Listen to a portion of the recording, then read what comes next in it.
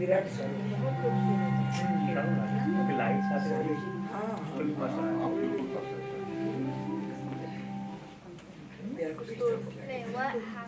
never mind.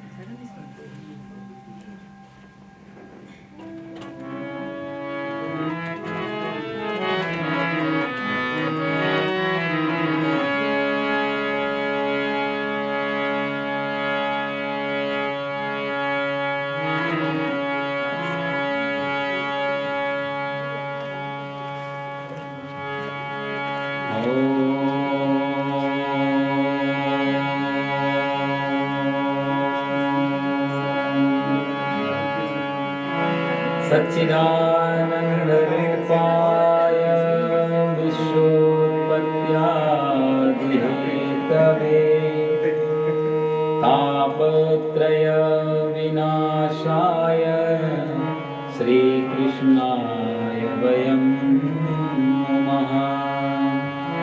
मूकं करोति वाचालं पंगुं लंघयते गिरिं यत्कृपातमहं वन्दे परमानन्दमाधवम्।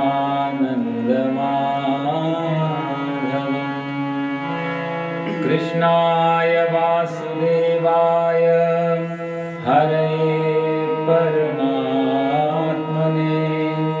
प्रणतक्लेशनाशाय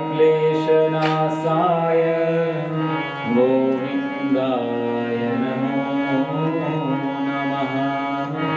गोविन्दाय नमो नमः।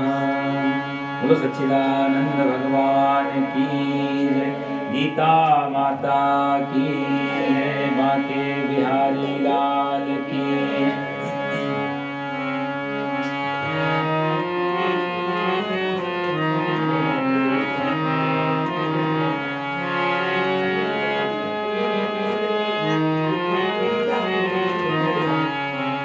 एक मिनट भगवान का भजन कर लेते हैं, ठीक है भैया? आवाज हिंदी वाली दीजिए। हे गोपाल राधे कृष्ण गोविंद गोविंद।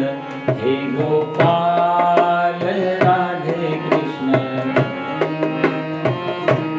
हे गोपाल राधे कृष्ण गोविंद गोविंद। हे गोपाल राधे कृष्ण। हे गोपाल राधे कृष्ण गोविंद गोविंद। हे गोपाल हे गोपाल राधे कृष्ण गोविंद गोविंद। हे गोपाल कृष्ण गोविंद गोविंद। कृष्ण गोविंद गोविंद। कृष्ण गोविंद।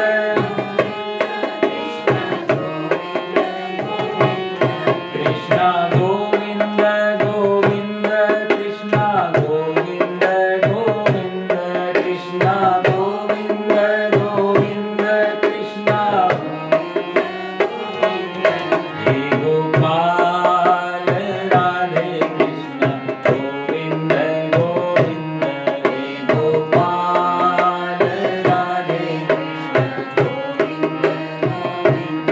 हे गोपाल राधे कृष्ण गोविंद गोविंद। हे गोपाल हे गोपाल राधे कृष्ण गोविंद गोविंद। हे गोपाल हे गोपाल राधे कृष्ण गोविंद गोविंद। हे गोपाल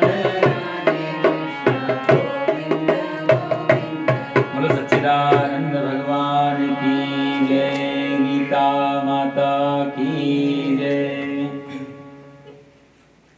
सो पिछली बार हम लोग 20 श्लोक तक पहुंच गए थे। 20 तक ही थे ना भैया? हाँ जी। तो 20वें श्लोक में भगवान ने कहा था कर्मणैव हि संसिद्धि आस्थिता जनकादयः लोक संग्रह में वापि संपश्यन कर्तुमर्हसि। अर्जुन को भगवान कह रहे हैं कि क्योंकि अर्जुन भविष्य का राजा है, तो अर्जुन को जो उदाहरण भगवान ने दिए थे वो प्राचीन उदाहरण थे। अर्जुन से के समान जैसा, मतलब एक राजा राजपद पे बैठने के बाद भी ऐसा कर्म हो सकता है जो तस्मात् अशक्तः सततम, भगवान ने कहा कि असक्त होकर के करें। क्योंकि बड़ा आसान है ना, चीज को छोड़ के चले जाना और फिर असक्त हो जाना, तो उसमें बड़ी आसानी है। कोई चीज है ही नहीं हमारे पास में, फिर उसकी कामना ना हो, वो थोड़ा आसान है करना। लेकिन चीज हमारे पास है या हम उसको प्राप्त कर सकते हैं, लेकिन प्राप्त करने की कोई इच्छा ना बचे, कोई कामना ना बचे, असली जीत वो है। आप समझ रहे हैं ना, कोई चीज हम कर सकते हैं, हमारे पास एक्सेस है, सुविधा है, सब कुछ है, और फिर भी हम उसको इसलिए नहीं कर रहे हैं कि उससे कोई हानि है, उसमें कोई राग ही ना बचा है, कोई वैल्यू नहीं उस चीज की, उसको बोलते हैं असक्त। एक होता है चीज होने पर भी जबरदस्ती छोड़ देना, वो जबरदस्ती छोड़ देना वो बिल्कुल विराग की तरह होता है। वो खींचता तो है लेकिन रिपल्सन मोड में होता है, वो उल्टा खिंचाव है, वो पीछे की तरफ धक्का देने जैसा है। लेकिन जहां को जैसे भगवान श्री कृष्ण के कथा में आता है, देखो रास पंचाध्यायी 10वें स्कंद में जब भागवत की कथा में, तो भगवान ने सिद्ध किया, कामदेव को भी बुलाया। रास पंचाध्याय यदि आप ध्यान से कभी सुने, वो चर्चा इतनी गहन चर्चा है, वो रासलीला नहीं बल्कि काम पे विजय प्राप्ति की लीला है।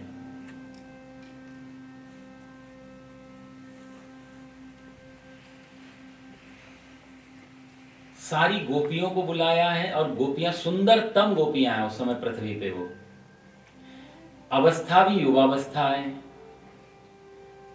समय भी रात्रिकालीन और शरद पूर्णिमा की रात्रि, जहां पर चंद्रमा अपने पूर्ण प्रभाव में होता है। कहने का मतलब एक वासना को पूरा करने में जितने प्लेटफॉर्म चाहिए वो सारे के सारे एक तल पे इकट्ठे हैं आज रासलीला में।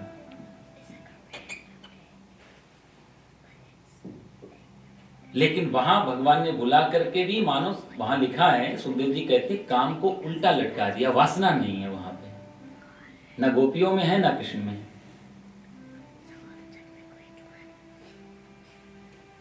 सारी सुविधा होने पर भी जहां वासना तिरोहित है अंदर से, तो वो चीज बॉदर नहीं करेगी संसार में रहते हुए। और आज के लिए ये और भी ज्यादा सुविधाजनक है। पुराने समय में आबादी कम, जंगल वगैरह ज्यादा, एकाकी जीवन की सुविधाएं बहुत थी, तो भी कहीं सुविधा ये थी कि आप कहीं जाकर के साधना कर सकते थे।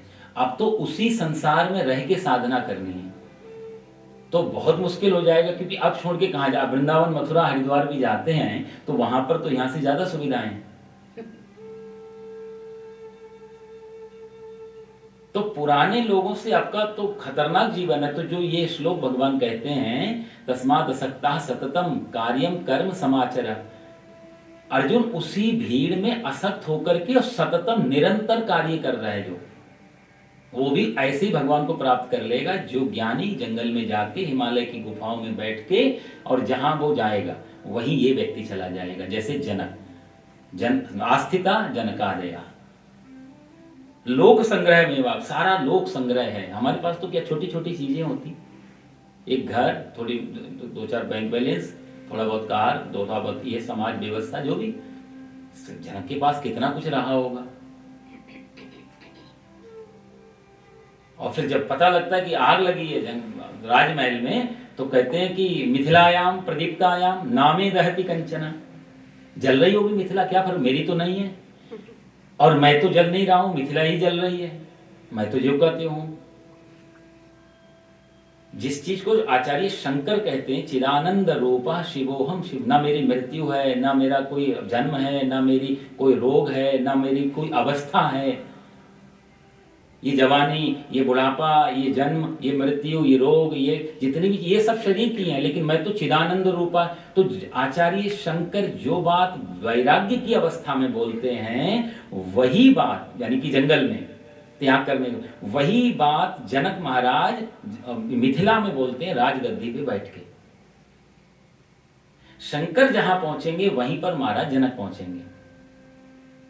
तो ये आज के समय के लिए गीता जो है ना, वो बहुत ही वर्तमान की स्थिति में बहुत काम की है गीता। ये भागने की नहीं, जागने की बात कह रहे हैं यहां भगवान। जहां हो वहीं जाग जाओ। तो ये जो उदाहरण दिया है, ये उदाहरण हम सब लोगों से बहुत मैच करता है कि कैसे समाज के बीच में रहते हुए, और पता भी, अच्छा दूसरा कि यदि पता भी चल रहा है, एक एक्टर की एक्टिंग पता चल जाए तो वो अच्छा एक्टर नहीं है। अच्छा तो अभिनय तब है जब अभिनय और अभिनेता दोनों एक हो जाते हैं। अभिनेता अलग है और अभिनय अलग है, इस बात को दर्शक पता लगा रहे हैं, तो वो कुशलता नहीं है अभिनय की। संगीतकार कहते हैं जब संगीत पूरा हो जाता है तो वीणा तोड़ दी जाती है, क्योंकि संगीत और संगीतकार में फिर कोई अंतर नहीं बचता। फिर वीणा तो माध्यम है संगीत को प्रकट करने का, लेकिन जब संगीत सिद्ध हो गया तो फिर वीणा की क्या जरूरत। तो साधना भी छूटती है साधक की एक टाइम पे, फिर वो माला लेके शायद नहीं जपता हो, क्योंकि साधना भी एक माध्यम है, साधना भी एक साध्य है परमात्मा तक पहुंचने का। साध्य मतलब माध्यम। तो साध्य, साधन और साधक, तीन चीजें होती ना। साधक जो कर रहा है, साध्य जिसको प्राप्त करना है, और साधन जो उपासना, जो भी हमारा भजन पूजन माला जपना, ये सब साधन में काम आते हैं। तो जब साधक साध्य को प्राप्त कर लेता है तो फिर साधन की जरूरत बीच में नहीं पड़ती है। जैसे हम लोग ऊपर वाली मंजिल पे पहुंच गए तो फिर सीढ़ी को छोड़ देना पड़ता है, क्योंकि सीढ़ी को यदि पकड़े रहे तो फिर मंदिर में अंदर नहीं जा पाएंगे। तो एक समय के बाद सीढ़ी छूटती है। तो ये सारी साधना सीढ़ी की तरह काम करती है साधक के लिए। बिना सीढ़ी के पहुंचा नहीं जा सकता, ये बात बिल्कुल सत्य है, लेकिन मंजिल में अंदर प्रवेश करने के लिए सीढ़ी को भी छोड़ देना पड़ेगा। इसलिए कबीरदास कहते हैं राम मरे तब हम मरे। हमारी मृत्यु तब होगी जब राम की मृत्यु आएगी, क्योंकि जानते हैं ना राम मरने वाले ना मैं मरने वाला। अब ये इंसान यदि माला नहीं जपता है तो चल जाएगा, क्योंकि इसको मालूम पड़ गया, इसने पा लिया जो पाना था। भाई परीक्षा में पास हो गए, वो किताबें हटा देनी पड़ेंगी, अब नई किताबें आएंगी, हमने पूरा कर लिया। अब यदि उन्हीं में उलझे रहेंगे तो फिर आगे का कार्यक्रम नहीं होगा। तो कबीरदास जैसे कहते हैं राम मरे तो हम मरे। मौत की जब मौत आएगी तब मेरी मौत आएगी, ज्ञानी कहता है मैं तब मरूंगा जब मौत की भी मौत आएगी। तो ये जो वचन है, ये वचन भगवत प्राप्त या ज्ञान की प्राप्ति के बाद होने वाले वचन है। लोक संग्रह में वापी, भगवान कहते हैं कि ये लोक संग्रह, समाज के बीच में रह के गृहस्थ जो भी जिम्मेदारी मिली है, जो भी कार्य है, उसके बीच में रह करके, और तस्मात् असक्ता सततम, अंदर से वहां से हटके, विरक्त होकर के, डिटैच होकर के, और पूर्ण रूप से कार्य, किसी को भी पता नहीं लगे कि आप आसक्त हैं कि अनासक्त हैं। खेल वैसा ही चलता रहे, क्योंकि खेल बिगाड़ा तो परमात्मा को बुरा लगे।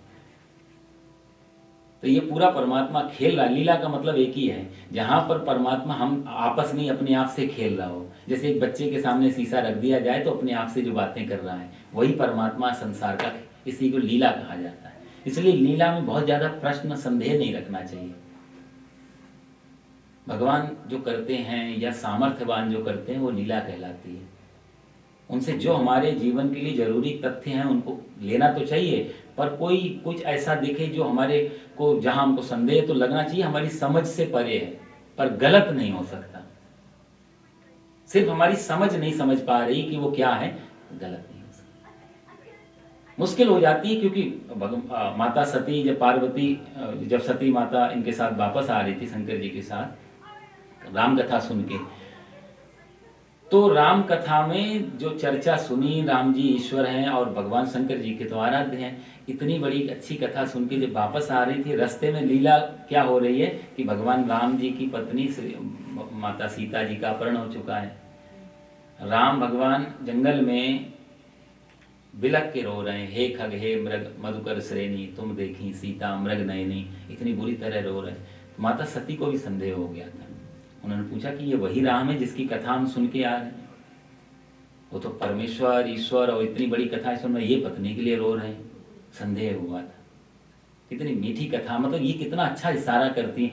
सती माता भी ये लीला कर रही हैं कि हम भगवान शंकर की सेवा में रहने पर भी उस सेवा के परिणाम इतना मतलब लगातार साथ में हैं, इसके बाद भी संदेह होता है मन में। अपने मन पे कभी इतना भरोसा ऐसा नहीं करना,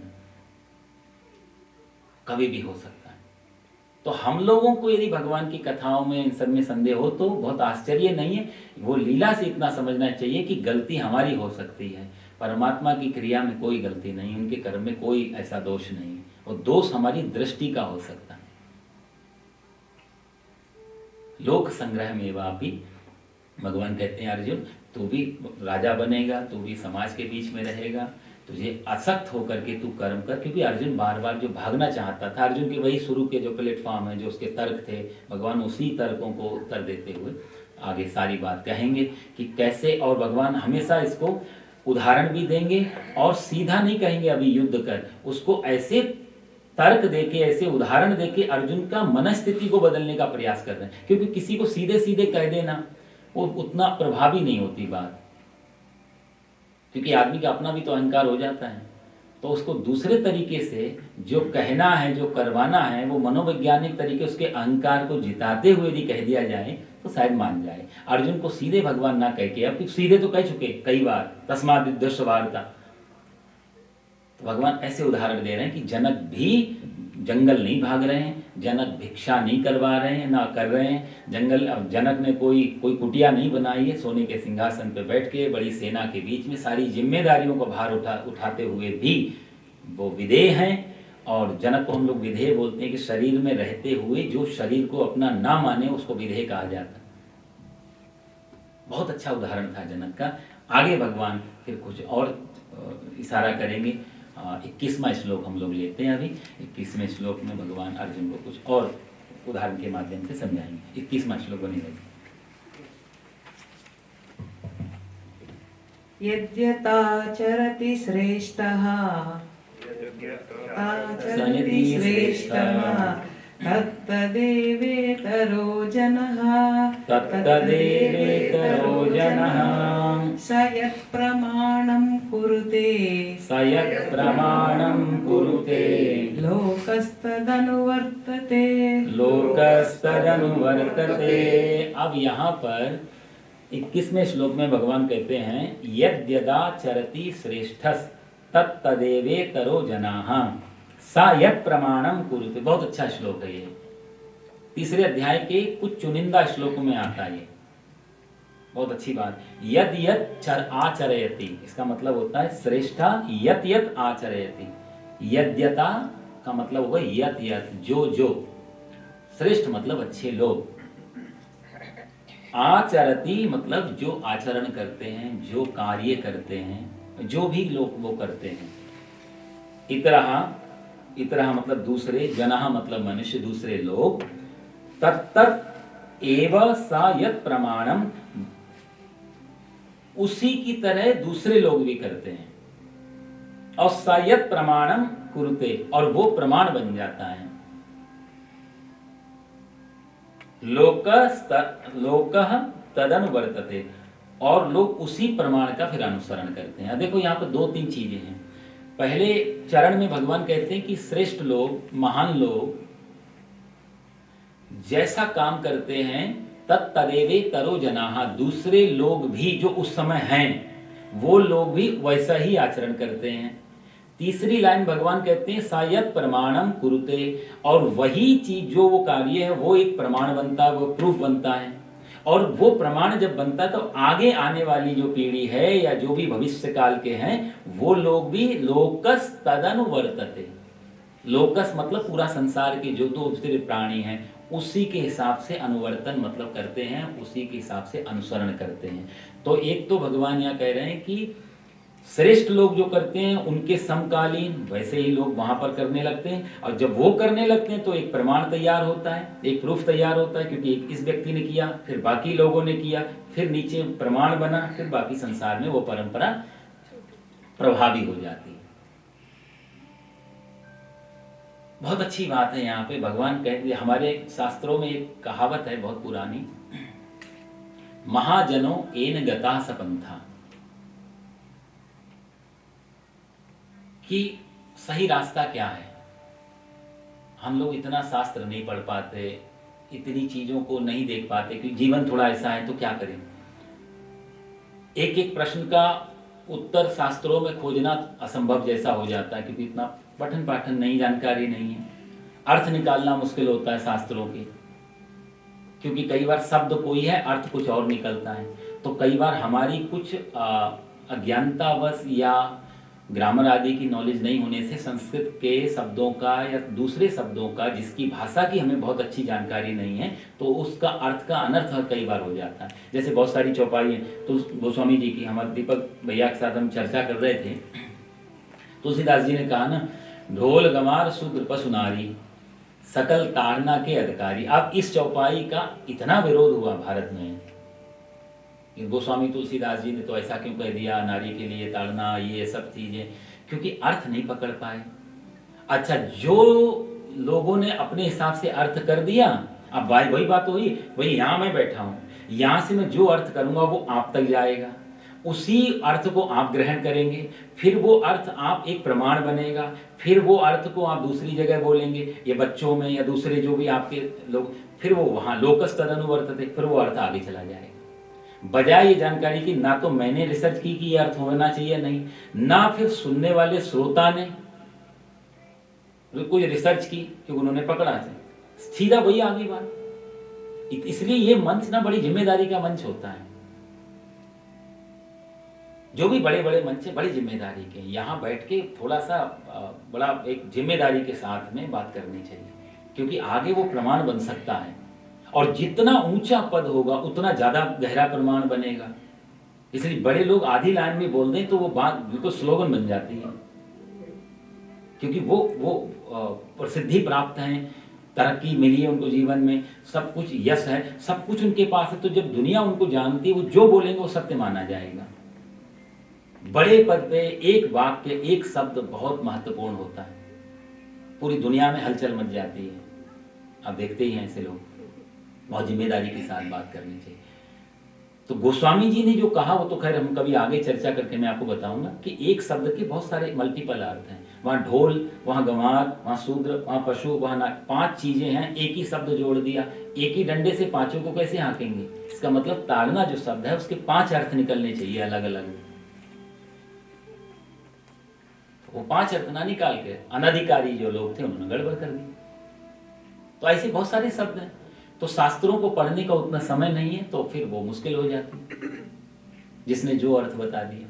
तो महाजनों इन गथा सपंथा, उसमें सबसे अच्छा हमारे महापुरुषों ने कहा कि जिस रास्ते से महापुरुष निकल के जाते हैं, स्वामी विवेकानंद जी हैं, स्वामी रामकृष्ण जी हैं, स्वामी रामतीर्थ जी हैं, स्वामी राम सुखदास जी हैं, बहुत सारे इसी काल के बहुत सारे महापुरुष हैं। उनकी जीवनी पढ़ो, किस रास्ते गए, कैसे गए, क्या किया उन्होंने। महाजनों एन गतः, जिस रास्ते से महापुरुष जाते हैं, यदि हमें सही का सत्य का मार्ग नहीं मिल रहा है, हमें धर्म का मार्ग नहीं मिल रहा है, तो कम से कम महापुरुषों का अनुगमन कर लो। गतः सपंथा, जिस रास्ते महापुरुष जाते हैं वो भी एक रास्ता बन जाता है, ये कहावत थी पूरा। तो उसी को भगवान जो यहाँ जो महाजनों बोलते हैं, भगवान उसको बोलते हैं यद्यदा चरति श्रेष्ठ, जहां पर अच्छे लोग निकल के गए हों वो अच्छा, अच्छे और बुरे दोनों चीजें समाज में हमेशा रही। श्रेष्ठ भी ना, कभी भी समाज ऐसा नहीं रहा जहां बुरे ना हो अच्छे ना हो। कोई काल, भगवान जब श्री कृष्ण थे इस धरा पे तो भी दुर्योधन, दुशासन ऐसे लोग तो थे। भारतीय दर्शन शास्त्र में कहते हैं कि 5% लोग पृथ्वी में हर समय अच्छे मिलेंगे, कम से कम 5% लोग लगभग बुरे मिलेंगे, और हर काल में, हर युग में, हर टाइम पे। ये 10% का जो आंकड़ा है वो हर समय रहता। आज भी अच्छे लोग हैं 5%, नहीं होंगे तो ये दुनिया चलेगी नहीं, टिकेगी नहीं। अच्छा, 5% बुरे जरूर होंगे,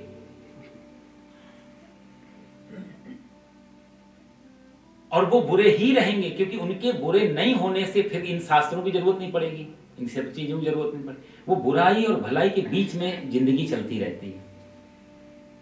अच्छे जो 5% लोग हैं उनको आप कभी भी बुरा नहीं बना सकते। वो मर जाएंगे लेकिन बुरे नहीं बनेंगे। ऐसा इतिहास में कई बार है। सर कटा सकते हैं पर हम सर झुका सकते नहीं, आता है।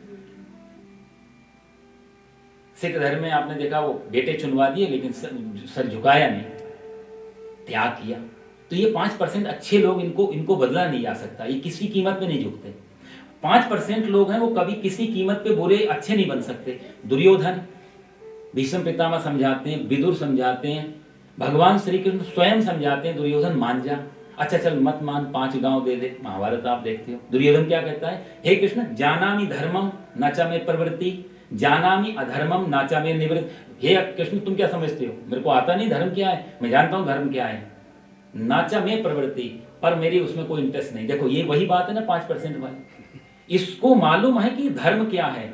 दुर्योधन स्वयं कह रहा है जानामि धर्मम, मैं जानता हूं कृष्ण धर्म क्या है, समझाने की जरूरत नहीं, मुझे मालूम है, पर नाचा में प्रवृत्ति, मेरी कोई प्रवृत्ति नहीं है, मैं उसमें नहीं चल सकता हूं। और जानामि अधर्मम, मैं ये भी जानता हूं अधर्म क्या है, पर नाचा में निवृत्ति, मैं उससे निवृत्त नहीं हो सकता, मैं छोड़ नहीं सकता। बुराई को मैं छोड़ नहीं सकता, अच्छाई को मैं ग्रहण नहीं कर सकता, अच्छाई बुराई दोनों को मैं जानता हूं।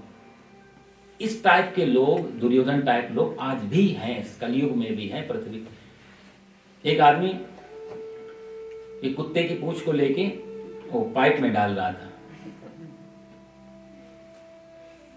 तो उसके मित्रों ने कहा कि तू क्या कर रहा है, तुझे मालूम नहीं कितनी पुरानी कहावत है कि 12 साल कुत्ते की पूंछ रखी फिर भी वो सीधी नहीं, तो अभी भी सीधी करने का प्रयास कर रहा है। वो आदमी बोला नहीं कुत्ते की पूंछ से लेना देना नहीं, मैं तो पाइप टेढ़ा करने की कोशिश कर रहा हूँ।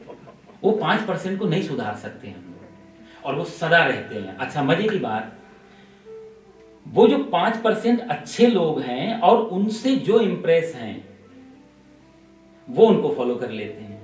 5% जो बुरे लोग हैं उनको, उनसे जो इंप्रेस हैं, जो उनसे प्रभावित हैं, वो बाकी उनको प्रभावित कर। इस तरह दुनिया में 90% का आंकड़ा खड़ा होता है। बुराई के सरदार और अच्छाई के सरदार से 5% लोग हैं, बाकी सब फॉलोवर। इसलिए मेन आदमी को खत्म करो, फॉलोइंग खत्म हो जाती है।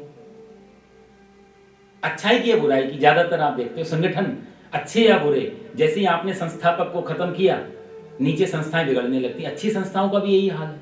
जो मेन महापुरुष हुए, जिन्होंने संस्थाएं बड़ी अच्छे वाक्यों से शुरू की, आज जब वो चले गए तो उनके पीछे कितनी लड़ाइयां हो रही हैं, उन आश्रमों में, उन संस्थाओं में।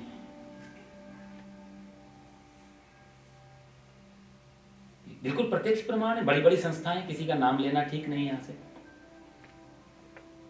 वो जो 5, क्योंकि वो अधकचरे थे, अधपके थे, वो पूरा पक नहीं पाए थे उनके साथ में। महात्मा बुद्ध ने जब सन्यास लिया था तो कहते कि लाखों लोगों ने बौद्ध भिक्षु बन गए थे। महावीर स्वामी ने जब सन्यास लिया तो लाखों जैन भिक्षु बन गए थे, सन्यास ले लिया था।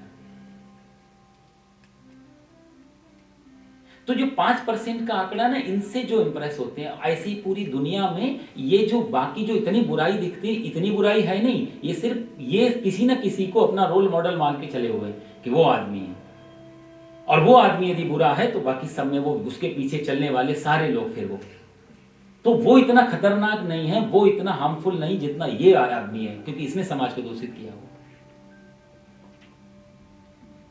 और यही अच्छे आदमी के पीछे चलता है 5% का आंकड़ा। जैसे वो व्यक्ति खत्म हुआ या वो व्यक्ति को, तो ये व्यक्ति फिर बेचारे, कई बार लोग बड़े अच्छे रास्ते पे चलने लगते हैं, जब कुछ सहारा मिलता, जैसे ही सहारा खत्म हुआ फिर बेचारे अपने दुनिया में लौट जाते हैं। यद्यता चरति, या भगवान श्रेष्ठ का नाम लेते हैं कि जितना जो लोग, यानी कि यहाँ अर्जुन को भी भगवान कहते हैं तू भी श्रेष्ठ व्यक्ति है। ये जो कराने, ये इनडायरेक्टली भगवान ये कहना चाह, और सही में अर्जुन कोई सामान्य व्यक्ति नहीं था। अर्जुन अपने टाइम का, महाभारत में तो अर्जुन के बारे में बहुत चर्चाएं हैं, क्योंकि अर्जुन, महाभारत में सारे पात्रों की बहुत विशेष रूप से चर्चाएं की गई। किसी के बारे में आप पढ़ लो, विस्तृत जान। अर्जुन को उस समय का युवावस्था, जो क्षत्रिय के जो बच्चे थे, वो अपना रोल मॉडल मान के चलते थे, होना चाहिए तो अर्जुन जैसा। तो चर्चा जहां भी धनुर्धारी की चर्चा होगी, जहां वीरता की चर्चा होगी, वहां पर अर्जुन और गांडीव का नाम आए बिना वो चर्चा खत्म नहीं होती थी। तो भगवान जानते हैं और अर्जुन भी जानता है इस बात को। भगवान कहते हैं, अर्जुन तू देख कि तेरा नाम इस समय सब जगह चल रहा है, तू भागेगा यदि युद्ध से तो क्या होगा कि यद्यदा चरति श्रेष्ठ तत्तदेवेतरो जन। तेरे जो फॉलोइंग है, तेरे को जो अपना रोल मॉडल मान के चल रहे हैं लोग, वो सब भाग जाएंगे। ये प्रमाण बन जाएगा कि युद्ध में आए हो और अपने देखें तो भाग जाओ। गलत मैसेज चला जाएगा अर्जुन। तो इस समय आम आदमी नहीं हो, सही बात भी, जब आदमी पब्लिक फिगर होता है तो वो पर्सनल नहीं रह जाता, उसको बहुत बहुत जिम्मेदारी के साथ में, क्योंकि अभी वो उसको बहुत सारे लोग उस पर वॉच कर रहे हैं, बहुत एक एक चीज का उस पर नोट हो रहे हैं। तो भगवान चाहते हैं अर्जुन के कारण, अर्जुन इंडिविजुअल जो करेगा उसका फर्क व्यक्तिगत नहीं पड़ेगा। भगवान कह रहे हैं कि अभी अर्जुन तू इस परिस्थिति में कि तू जो कर जाएगा वो पूरे समाज में प्रभावित हो जाएगी वो बात, इसलिए तुझे भागना नहीं। आप देखो ना कितने गहरे कारण थे। ऐसे नहीं भगवान सिर्फ इतना लोग कह देते हैं अरे कृष्ण भगवान ने हिंसा करवा दी। बहुत सारे पश्चिमी दार्शनिक लोगों ने जब गीता पढ़ी, सीधा पहले आरोपी लगाया कृष्ण ने तो हिंसा करवाई, लाखों लोगों की जान बच सकती थी, बात उसकी नहीं। वो युद्ध का तो मैटर ही नहीं था, बात तो सारी कर्म की है कि तू कहां खड़ा है और क्या क्या तेरा कर्म है। आगे भगवान कहेंगे इसी तीसरे अध्याय में, स्वधर्मे निधनम श्रेय पर धर्मो भयावह। अर्जुन अपने धर्म में तू मर भी जाएगा तो भी श्रेष्ठ है। भिक्षा तेरा धर्म नहीं है, सन्यास तेरा धर्म नहीं है, तेरा धर्म क्षत्रिय धर्म। तो भगवान ये कह रहे हैं कि यद्यदा चरति श्रेष्ठ तत्तदेवे तरो जनाः। जैसा तू करता है इसलिए तू बड़े पद पे। अर्जुन बहुत फेमस व्यक्ति था युद्ध, मतलब युद्ध क्षेत्र में और वीरता के क्षेत्र में, धनुर्धारी के क्षेत्र में बड़े पद पे बैठना। साहब देखो बहुत सारी परंपराएं आज हम लोग जब पूजा वूजा भी करते हैं बड़ी दिक्कतें हो जाती, क्योंकि हम लोगों ने जो पढ़ा है हरिद्वार में, शास्त्रों में पढ़ा, बनारस में, काशी आदि में, तो शास्त्रों के कुछ अपने रीति रिवाज नियम साथ जो बनाए ऋषियों ने कि ये चीजें, वो कई बार क्या होता है कि कोई नियम किसी पूजा में पूरा नहीं हो सकता। जैसे मान लिया अभी सत्यनारायण की कथा करनी है, अब विंटर है, सर्दी हो रही है, कोई पौधा टिक नहीं रहा है, तुलसी माँ इस समय नहीं बचती है, राइट, कोई तुलसी का पत्ता नहीं मिलता, तो हम सत्यनारायण की कथा कह देने तो बिना तुलसी के सत्यनारायण की कथा का कोई फल नहीं मिलता है। अब यदि आप मेरे से जितने परसेंटेज में इंप्रेस होंगे आप उतने ही परसेंटेज में आप छोड़ देंगे, वो बात तो आप प्रभावी हो जाएगी कि सत्यनारायण की कथा तब करेंगे जब तुलसी होगी। और ऐसे ही आपने 2-4 लोगों को और आगे बता दिया तो सत्यनारायण की कथा ही बंद हो जाएगी विंटर के 5-6 महीने में।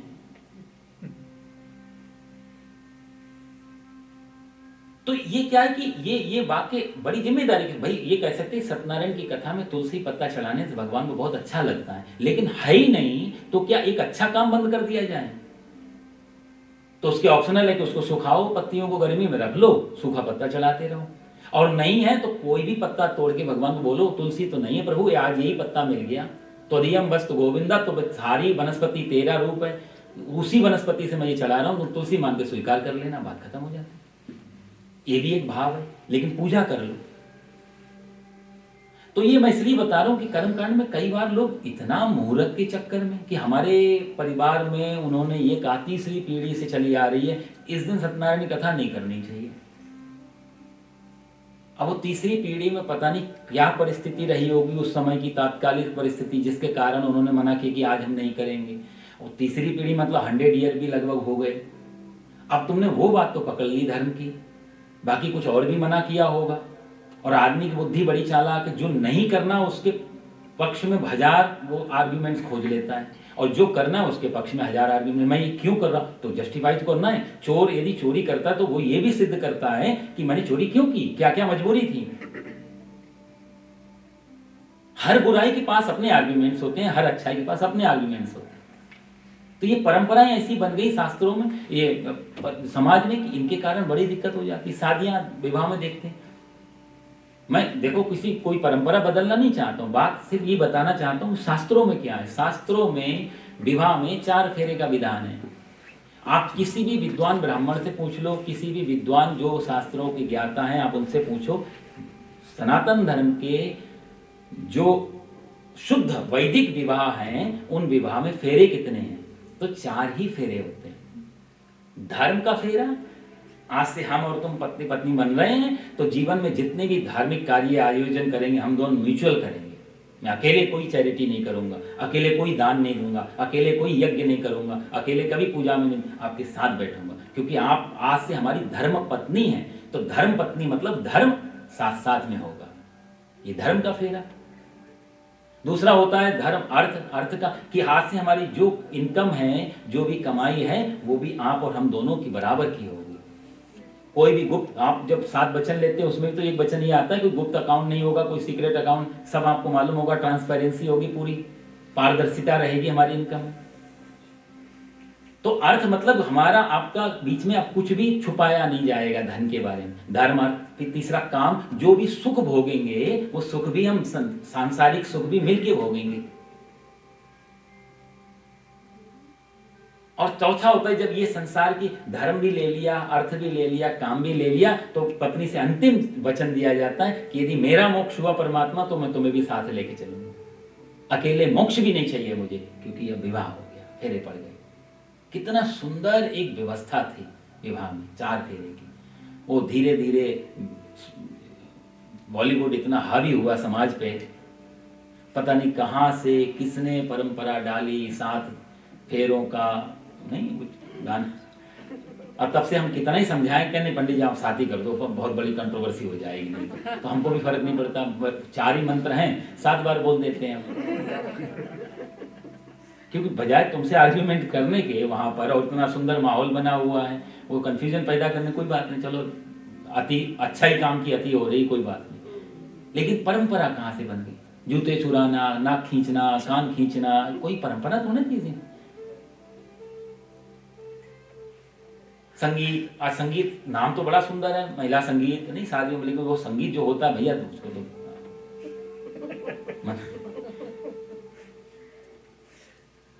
क्योंकि ये परंपरा यदा चरति श्रेष्ठ पूर्व, इसलिए बता रहे हैं कि हर आदमी के जीवन में कोई तो श्रेष्ठ होते हैं। हम यदि माता पिता हैं तो हमारे बच्चों के लिए हम श्रेष्ठ हैं, ये समझाने का प्रयास हो रहा है।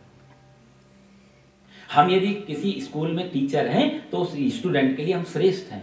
हम कहीं ऑफिस में बॉस हैं तो हमारे नीचे वाले लोगों के लिए हम श्रेष्ठ हैं। हम जो करेंगे एज ए मैनेजर, यदि मैं कुछ करता हूं तो मेरे कोलीग्स, वो लोग भी वैसा ही उदाहरण पाल लेंगे। ये कर रहा है तो हमको भी, बच्चे वैसा ही उदाहरण पाल लेंगे, माता पिता कर रहे हैं तो हमको भी करना चाहिए।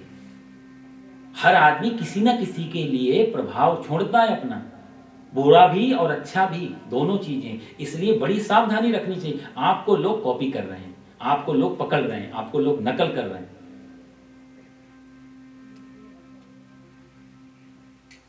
तो ये परंपराएं जो धर्म की बनती है ना, वो बड़ी खतरनाक है। कई बार इतना मुश्किल हो गई है वो, कभी आगे भी मैं और 2-4 आपको उदाहरण बताऊंगा, लेकिन बड़ी मुश्किलें हैं इसमें। बजाय पंडित जी की सलाह लेने के लोग जो देख लिया, जो कर लिया। बताओ, कोई भी दिन ऐसा नहीं है सत्यनारायण की कथा में जिस दिन कथा नहीं कर, कहीं ना तो वो सत्यनारायण की कथा ली गई है स्कंद पुराण से। स्कंद पुराण में मैंने कई बार पढ़ा, कहीं नहीं लिखा है कि इस दिन ये कथा वर्जित है। भगवान का नाम ही तो है, कुछ किसी का कुछ गलत तो नहीं कर रहे। ना कथा में 5 अध्याय में है, ना स्कंद पुराण में है, कहीं कोई सोर्स नहीं कहीं जहां वर्जित हो। लेकिन सिर्फ पूर्णिमा के दिन करनी चाहिए। बंगाल के जब परिवारों में मैं जाता हूं तो वहां पर सत्यनारायण की कथा में श्रीनी बनाते हैं, वो मतलब केला और आटे वगैरह को नहीं, दादा आप तो जानते हो श्रीनी, उसका भोग हमेशा लगता है। सत्यनारायण की कथा में वो मस्त है। यदि तो मैं कैसे पता लगाता हूँ, मतलब किसी परिवार में गया सत्यनारायण की कथा करने, मुझे मालूम नहीं है कि वो लोग कौन है क्या है, वहां बैठ गया, यदि श्रेणी मैंने देख ली तो मैं 100% कह देता हूँ हाँ भैया बंगाल से होंगे, क्योंकि वो वहीं की परंपरा है। पंजाब आदि की तरफ जाते हैं तो हलवा जरूर बनता है, गुजरात में उसी को सीरा बोलते हैं, ये परंपरा सी बन गई, पर इन किसी का नाम नहीं है। आप कोई कहे श्रेणी नहीं बन सकती इसलिए हम सत्यनारायण की कथा नहीं करेंगे, तो ये गलत। ये कहीं कहीं आपने बीच में कोई परंपरा पकड़ ली। शास्त्रीय कोई परंपरा ऐसी नहीं है। उस समय की तात्कालिक परिस्थितियों में शायद वहां केला या इसकी सुविधाएं होती होंगी या जो भी कारण रहे होंगे, हमारे बड़े बुजुर्गों ने एक रास्ता निकाल लिया प्रसाद बांटने का। फल को लोग काट के रख देते हैं। कर्मकांड में मंत्र आता है अखंड फल होना चाहिए। फल भगवान को चढ़े तो अखंड चढ़े, बिना कटा हुआ। हाँ, जब चढ़ जाए उसके बाद वहां पे काट के, क्योंकि मान लो उसमें 2 4 5 फल हैं, कथा सुनने वाले 20 बैठे हैं, कैसे हम बांटेंगे सबको? तो उन्हीं फल को काट लिया, सबको थोड़ा थोड़ा प्रसाद दे दिया। तो वो चढ़ाने के बाद काट के और भगवान के आगे रख दिया जाता था आरती के टाइम पे। आरती हुई, उठाई प्लेट, सबको बांटना शुरू कर। लेकिन चढ़ाते समय अखंड होना चाहिए। तो ये कई बार मैंने समझाया लोगों को, भैया काट के मत रखो। वो कहे नहीं, हमारे तो कई 3 पीढ़ी से कट रहा है। बहुत सारी चीजें हैं। इसलिए भगवान यहाँ जो ये 21वां श्लोक है, ये याद कर लेने जैसा है। ये बहुत ही महत्वपूर्ण श्लोक है। 3रे अध्याय था, यद्यदाचरति श्रेष्ठ तत्तदेवे तरो जनाः। हे अर्जुन, तू श्रेष्ठ व्यक्ति तो है, तू प्रमाण बनेगा कल को। महाजनों एन गथा सपंथा, जैसा महाजन जाते हैं वो पंथ है। और दूसरा एक स्लोगन और भी है भारत में, यथा राजा तथा प्रजा। जैसा राजा होता है वैसी ही प्रजा होती है। इसका यही तो मतलब हुआ। राजा देखो, एक चीज मैंने और पढ़ी थी कहीं, पश्चिम में मार्क्स हुआ ना, मार्क्स ने कहा कि जैसी प्रजा होती है वैसा राजा होता है। ये उसने कहा। भारत ने कभी स्वीकार नहीं किया इस बात को। भारत हमेशा कहता है कि जैसा राजा होता है वैसी प्रजा होने लगती है, या होती है या होने लगती है। राजा के व्यवहार का, आचरण का प्रभाव प्रजा पे पड़ता है। मार्क्स का तर्क था कि प्रजा के बीच में से ही तो राजा निकलता है, तो प्रजा जैसी होगी राजा वैसा हो जाएगा। तो वो कहता था यथा प्रजा तथा राजा, लेकिन भारत कहता है यथा राजा तथा प्रजा। सत्य तो जो भगवान यहाँ कह रहे हैं कि श्रेष्ठ व्यक्ति जैसा करेगा वैसे ही नीचे वाली लेयर जो है आने वाली, वो सब वैसा ही करने लगे, क्योंकि वो प्रमाण बन गया। इसलिए सायत प्रमाणम कुरुते लोकस तदनुवर्तते। इसलिए तुझे जो भी तू करेगा उसका बड़ा ख्याल रखना, क्योंकि लोग, यदि तू भाग गया और कोई और भी योद्धा है और वो लड़ना भी चाहते हैं, पर तेरे तर्क के कारण यदि वो भी भागने लगे तो इसका दोष। हाँ, को एक चीज और बताऊं कि अच्छा काम यदि आपका प्रमाण बन रहा है तो आपको उसका पुण्य मिलेगा। गलत प्रमाण यदि किसी को बन रहा है और कोई आपसे कोई ऐसा प्रभावित होकर के गलत कार्य में उलझ जाता है तो उसका दोष कहीं ना कहीं आपको भी लगेगा। कोई की चीज आपने अपने शौक बस वैसी कर ली और उसको जस्टिफाई कर दिया कि ऐसा होना ही चाहिए, लेकिन वो दूसरे व्यक्ति जब करेगा या जब जहां वो परंपरा जाएगी, उसका दोष कहीं ना कहीं, उसका पाप वो उस व्यक्ति को भी लगता है जो गलत परंपरा समाज में बना के रखता है। इसलिए भगवान बहुत सावधानी से कहते हैं कि यसा यत प्रमाणम कुरुते, तो वो ये प्रमाण बनेगा अर्जुन, इसको छोड़ना नहीं। एक चीज और भी है, देखो साहब, हम किसी से भी कोई भी व्यक्ति हो, उससे 2 तरीके से हम उससे प्रभावित होते हैं। या तो वो आदमी जो करता है हम उससे प्रभावित होते हैं, या उसका जो इंटेलेक्ट लेवल है, जो उसका ज्ञान है, हम उससे प्रभावित होते हैं। इसको बोलते हैं शास्त्रों में क्रिया शक्ति और ज्ञान शक्ति। ये 2 शक्तियां हर आदमी के पास होती हैं। तो हमारी कोई क्रिया शक्ति से बहुत प्रभावित हो जाता है और या हमारी ज्ञान शक्ति से बहुत प्रभावित होता है। आपने किसी की क्रिया नहीं देखी तो आप उसका ज्ञान देखेंगे, भाई बहुत नॉलेज वाला। अब आइंस्टाइन क्या करता है क्या नहीं, उस समय जिसका ज्ञान IQ लेवल क्या था, उससे आदमी प्रभावित। तो आदमी को समाज को इंप्रेस करने के, समाज को प्रभावित करने के हर आदमी के पास 2 ही रास्ते हैं। या तो वो क्रिया शक्ति के द्वारा उसको प्रभावित करे और या अपने ज्ञान के रास्ते से प्रभावित करे। ये 2 ही रास्ते हैं। अर्जुन की क्रिया शक्ति महत्वपूर्ण है, क्योंकि अर्जुन जो कर रहा है इस समय और जो भी आगे करेगा वो बहुत बड़ा माध्यम बनेगा, बहुत बड़ा प्रमाण बनेगा। क्योंकि अर्जुन क्षत्रिय है और क्षत्रिय धर्म में क्रिया शक्ति महत्वपूर्ण होती है। वो जो करता है, क्षत्रिय 4 वर्ण है ना, इसमें ब्राह्मण का कर्म शक्ति, ज्ञान शक्ति महत्वपूर्ण होती है। तो ब्राह्मण का शरीर कैसा है, वो भिक्षा कर रहा है, वो क्या कपड़े पहन रहा है या कैसे, उसका उतना महत्व नहीं है जितना उसके ज्ञान का महत्व हो जाता है। क्रिया का उतना महत्व नहीं रहता।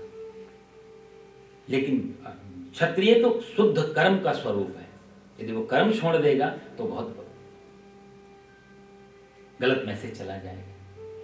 तो इसलिए भगवान यहां अर्जुन को इसलिए भी कि क्रिया शक्ति उसके लिए याद दिला रहे हैं कि तू कम से कम अपने लिए नहीं सही, क्योंकि तू भागेगा व्यक्तिगत जीवन में तो एक व्यक्ति की हानि होगी ऐसा नहीं है, तेरे कारण समाज की भी हानि हो जाएगी। इसलिए तू अच्छा इनडायरेक्टली ये भी भगवान कहीं ना कहीं कहना चाहते हैं कि तू इसलिए भी युद्ध कर ले, इसलिए भी मत भाग, कम अपने लिए नहीं, कम से कम आने वाले पीढ़ी में आने वाला जो भविष्य है, आने वाला जो समाज है उसमें गलत मैसेज ना चला जाए। क्योंकि साहब अपने लिए ही क्यों, बहुत सारे लोग जरा सा वैराग्य हुए वहां से हट गए, व्यक्तिगत वो चुनाव रहा ना। अर्जुन से कहा कि तू युद्ध नहीं कर रहा, ये तेरा व्यक्तिगत निर्णय है, क्योंकि तू चाचा ताऊ ये सब देख रहा है, मारना चाह रहा है, पर तू ये भूल रहा है तू एक क्षत्रिय है, तू समाज में एक प्रतिष्ठित व्यक्ति है, तो तेरे भागने से तेरे को जो हानि या लाभ होगा वो एक अलग मैटर है, पर तेरे भागने से जो एक सामाजिक आगे वाली जो हानि होगी वो बहुत खतरनाक। तो कम से कम अपने लिए नहीं, आने वाली पीढ़ियों में गलत मैसेज ना चलाया जाए, इसलिए भी तुझे भागना नहीं चाहिए। साहब कई बार क्या होता है, हमें काम नहीं करना क्योंकि हमारे पास पैसा भी आ गया, हमारे पास सब कुछ आ गया, हम क्यों काम, इसलिए भी नहीं। भगवान यहाँ कहते हैं तदर्थम कर्म कौन्ते, इसलिए भी कर्म करो कि कम से कम दूसरे तुमसे प्रेरणा लें इस बात की। एक कर्म का सिद्धांत है कि यदि अपने लिए अपने लिए तो पूरी दुनिया में भी चिड़िया भी सुबह निकलती है, शाम तक अपना पेट भर के, बच्चों का पेट भर के घोंसले में सो जाती है। मनुष्य में और पशुओं में इतना ही यदि फासला हो तो कोई बड़ा भाग। यदि अपने लिए ही आदमी सिर्फ जी रहा है तो फिर वो मनुष्य भी नहीं है। यहां भगवान ने कहा जनाह, मनुष्य कौन है अर्जुन, ये जो तू अपने लिए ना समाज के बारे में सोच करके तुझे यहां से भागना नहीं चाहिए। एक चीज में और भी समझने की है कि जीवन में यदि आप बहुत गौर से देखेंगे, ये श्लोक बड़ा महत्वपूर्ण है। इसमें एक दो बार पहले भी मैंने इस पे जब उठाया, कई बार कुछ छोटे छोटे जब सत्संग होते थे, पहले चर्चाएं होती थी गीता पे, तब हम इस श्लोक लेते थे। बहुत महत्वपूर्ण बात कहते थे हमारे महाराज जी कि हमारा जो जीवन है, हम यदि अपनी तरफ देखें गौर से तो लगभग 90%, मोर देन 90% हमारा जीवन दूसरों का कॉपी है। जो दूसरे जो कर रहे हैं वैसा ही हम करने लगते हैं। आप बहुत गौर से देखना तो आपको पता लग जाएगा कि हम जो कर रहे हैं वो मेरा चुनाव है, मेरी खुशी है, या मैं किसी से प्रभावित होकर के वो काम कर रहा हूं। तो 99%, शास्त्र तो 99% कहते हैं कि 99% हम लोग दूसरे की इमिटेशन होते हैं, दूसरों की नकल करते हैं। 1% ही ऑथेंटिक होते हैं, बस मात्र 1%। ये पूरी दुनिया नकल कर रही है एक दूसरे की। एक घटना मैं आपको बताऊं, बहुत पहले की, हम शादी में थे किसी में भारत में। अब आपस के आप लोग हैं तो वो चर्चा में उदाहरण दे रहा हूं। तो शादी में बहुत सारी हमारी परिवार की शादी थी, माताएं बहनें सब इकट्ठियां थी। तो भाभी जी थी एक हमारी, मैंने भाभी से कहा कि उनको जो ब्लाउज वगैरह पहना था ना, तो यहाँ पर कुछ कटिंग वगैरह की परंपरा चली थी, बड़ा सा कट जाता था यहाँ। तो हमें लगा शायद कपड़ा बहुत अच्छा होगा, कम पड़ गया होगा, तो यहाँ पर थोड़ी दर्जी ने कहा भाई यहाँ थोड़ा कम कर दो तो मामला ठीक हो जाएगा। तो उनसे रहा नहीं गया, मैंने पूछा हंसी मजाक के, मैंने भाभी तो क्या ऐसा कोई कपड़ा दूसरा नहीं मिला है, क्या कारण, ये सब इतना यहाँ कटा हुआ है? तो बोला तुम्हें मालूम नहीं, ये फैशन है। मैंने कहा अच्छा ये फैशन कैसी यहाँ पर नहीं? बोले नहीं, इसको कोल्ड शोल्डर बोलते हैं। किसने बताया, कहां से सुना? भाई बहुत लोग पहन रहे हैं। जो शब्द कहा बहुत लोग पहन रहे हैं। अब ठंडी में भी तुम कोल्ड शोल्डर पहन रहे हो सिर्फ इसलिए कि बहुत लोग पहन रहे हैं। उतनी सी लाइन से पता लगे कि सारा जो फैशन है ना, सब कुछ जो हम जीव से, वो तो एक सिंपल सा उदाहरण है, पर बहुत सारी चीजें। यदि माला भी जप रहे होंगे तो ये देखना चाहिए कि हम किसी से प्रभावित होकर माला चल रही है। अच्छा एक चीज और विनम्र नहीं, अच्छा काम दूसरे की नकल से यदि किया जा सकता तो भी अच्छा ही है। महात्मा बुद्ध के पीछे भी लाखों सन्यासी बन रहे हैं, महावीर के पीछे भी हजारों, 50,000 के करीब पीछे चले थे, जैन धर्म वाले बताते हैं। उस समय। लेकिन अच्छे की नकल शायद आपको अच्छा बना दे कल को, लेकिन बुरे की नकल निश्चित रूप से बुरा बनाएगी। ये 2 लाइनें आप समझना। अच्छे की नकल शायद आपको अच्छा बना दे, लेकिन बुरे की नकल निश्चित रूप से बुरा बना देगी। अब इसमें अच्छे के पीछे मैंने शायद लगाया, बुरे के पीछे निश्चित लगाया, ये भी बहुत समझने की बात है, क्योंकि अच्छाई एक चढ़ाई की तरह है, चढ़ने में कठिनाई होती है, अच्छे की नकल करने में थोड़ा मुश्किल होती है, लेकिन बुराई एक ढलान की तरह है, कुछ करना नहीं पड़ता, जस्ट फ्री छोड़ देना पड़ता है। तो बुरे की नकल निश्चित बुराई में ले जाती है, अच्छे की नकल थोड़ा प्रिया। भाई किसी का फॉलो करते करते, किसी के पीछा करते करते, किसी की नकल करते करते, मान ले हम भी लग गए, पहाड़ पे चढ़ रहा है वो, हम भी चढ़ गए, तो कम से कम कैलाश पे यदि पहुंच ही गए, नकल ही करते तो कैलाश तो मिल गया, भली नकल से मिला, लेकिन फाइनली मिल तो गया, कैलाश पे चढ़ तो अच्छे की नकल भी करनी हो तो अच्छे की कर लेनी चाहिए। तो इस दुनिया में आज जितना भी कुछ होता है, पूरी दुनिया में 99% एक दूसरे की नकल हो रही है।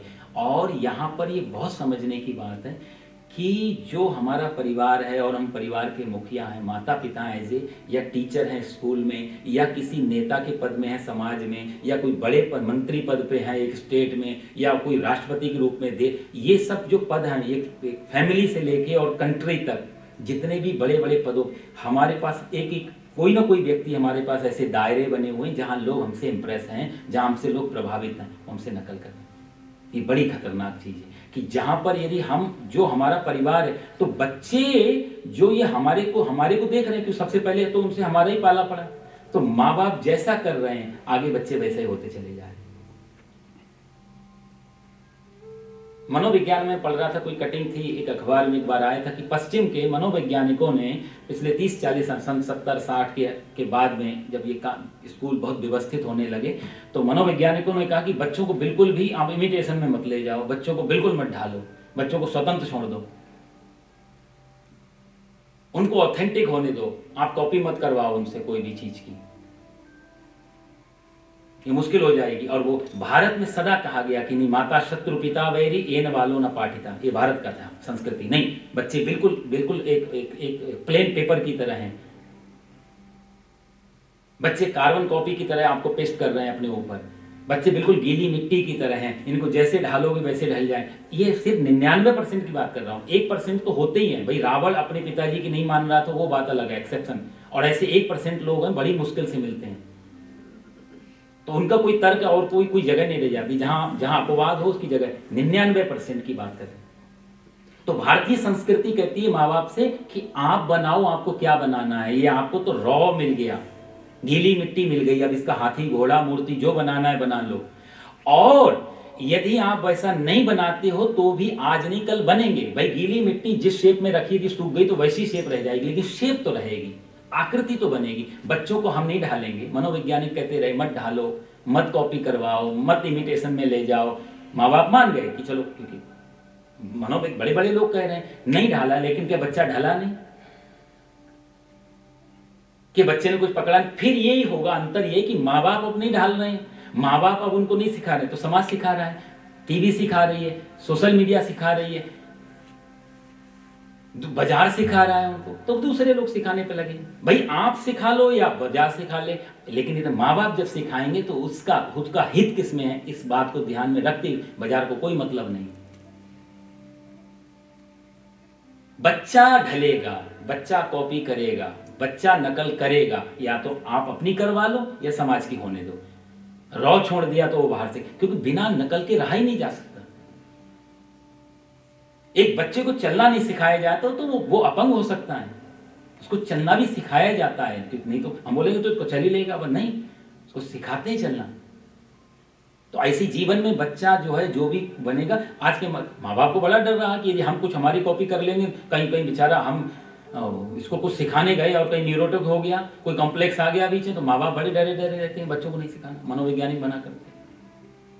लेकिन आज की डेट में अब तो आज नहीं कल मानेंगे, धीरे धीरे मान भी रहे हैं कि ये बच्चे जरूर ढल रहे हैं। ये गलत संगत से ढले, इनके यार दोस्त इनको गलत में ढाले, इनको बाजार ढाले, इनको बाहर की सोशल मीडिया, उससे पहले आप ढाल दो, नहीं तो मुश्किल खड़ी फिर नहीं, क्योंकि एक बार मिट्टी जैसे जैसे उसका पानी सूखने लगता है वैसे वो कठोर होने, फिर टूटती तो है वो मिट्टी भी, लेकिन मुड़ती नहीं है।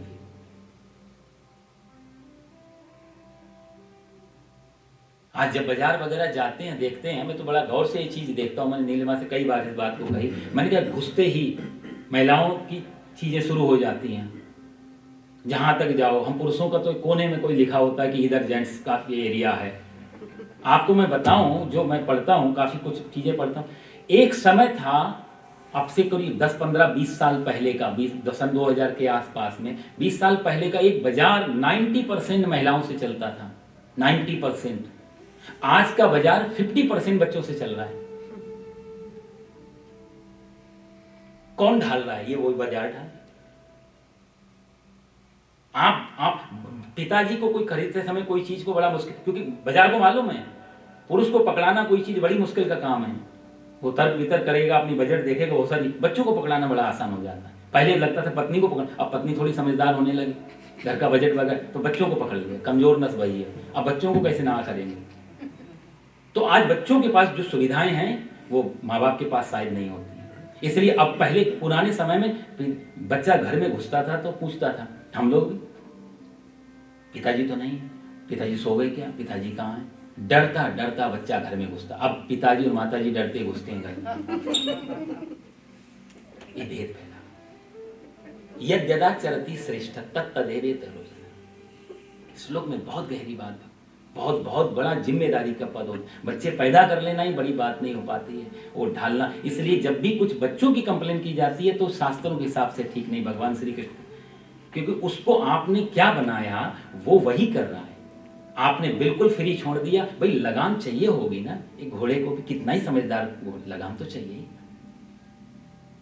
वही शब्द को तुलसीदास जी ताड़ना बोलते हैं, खींच के आंखें रखना, जो भी, क्योंकि कुछ तो प्लेटफॉर्म देना पड़ेगा। और कहीं ना कहीं खड़े कहां होंगे बच्चे, या तो आप प्लेटफॉर्म दे दो, नहीं तो समाज दे देगा।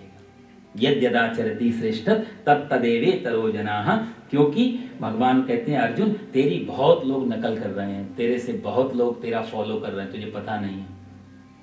तो भागा समाज में बहुत बड़ा विचार, बहुत बड़ा मैसेज चला जाएगा कि यदि कभी परिस्थिति ऐसी हो तो तुम भाग भी सकते हो, पीठ दिखा सकते हो। एक क्षत्रिय पे कलंक लग जाएगा तेरे भागने से। तो इसलिए भैया यहाँ पर ये श्लोक, मैं तो कहूँगा 3रे अध्याय का श्लोक याद करने जैसा है कि जैसा जैसा श्रेष्ठ लोग, यहाँ पर श्रेष्ठ का मतलब इतना ही हुआ कि हम भी कहीं ना कहीं किसी ना किसी के लिए श्रेष्ठ होते हैं। कुछ लोग हमसे बड़ा इम्प्रेस रहते हैं, कुछ लोग हमारे को फॉलो करते हैं हर तरीके से, तो उनके कारण थोड़ा सा देख करके कार्य करना चाहिए। कोई हर व्यक्ति, और माँ बाप तो सब बच्चों के लिए रोल मॉडल हो। आजकल के बच्चे थे, कौन किसको मानता है रोल, अब तो दूसरे लोग, जस्टिन बीबर, बताओ, इतनी भीड़। ऐसे बच्चों के ऐसे लोग यदि रोल मॉडल होंगे, Britney Spears, Madonna, Lady Gaga, दुनिया भर, कौन से इन संगीत को सुनेगा? क्योंकि हमने उनको कुछ बताया नहीं, तो फिर गागा को ही सुनेंगे जाके। तो कुछ ना कुछ पकड़े।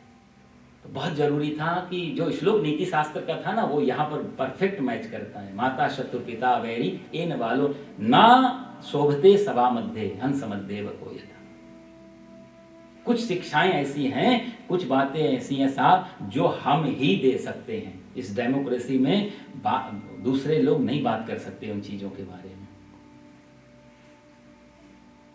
अब के समय बड़ा मुश्किल है, कुछ भी ऐसी बात कर दी और कहीं बच्चे में कोई कॉम्प्लेक्स आ गया, कोई बात उसने शादी हमको स्कूल में सिखाया तो मुश्किल। इसलिए कोई इन कुछ टॉपिक के बारे में बात नहीं करते। अभी राजेश भैया से भी या किसी से बात हो रही थी किसी बारे में आपसे कि कोई महिला सड़क पे गिर गई, तो उस दूसरे व्यक्ति ने उससे पूछा, क्या मैं आपकी हेल्प कर सकता हूँ? उसकी परमिशन के बिना उनकी हेल्प भी नहीं कर सकते। ये समाज चल रहा है, ये जमाना चल रहा है। तो धर्म की और कुछ बातें, ये तो मोरल चीजें नहीं दे सकते। यद्यदाचरति श्रेष्ठ तत्तदेवे तरोजनाः ईसायत प्रमाणम कुरुते। अर्जुन, इसलिए ये प्रमाण बन रहा है जो तू कर रहा है, इस प्रमाण को, वो प्रमाण गलत ना चला जाए, इसलिए तुझे ये युद्ध करना चाहिए। युद्ध का नाम नहीं लिया, पर जो तेरे को कर्तव्य है, इसलिए सोच समझ के निर्णय लेना। भगवान ने उसी के हाथ में बॉल डाल दी कि तू देख ले कि तू जो करेगा वही आगे मैसेज जाएगा। सोच समझ के निर्णय ले ले। आगे भगवान कुछ और कहना चाहते हैं। टाइम है भैया अभी थोड़ा? नहीं, 5:45। तो अगली बार करें फिर। हाँ, मौसम भी थोड़ा खराब हो रहा है, तो अगले उसमें देखेंगे। तीसरा अध्याय बड़ा अच्छा अध्याय है हम ग्रस्त आदि जीवनों के लिए। सर्वे भवन्तु सुखिनः, सर्वे सन्तु निरामया, सर्वे भद्राणि पश्यन्तु मा कश्चित् दुःखभाग् भवेत्। ओम शांति शांति सुशांतिर्भवतु। बोलो सच्चिदानंद भगवान की, गीता माता की जय।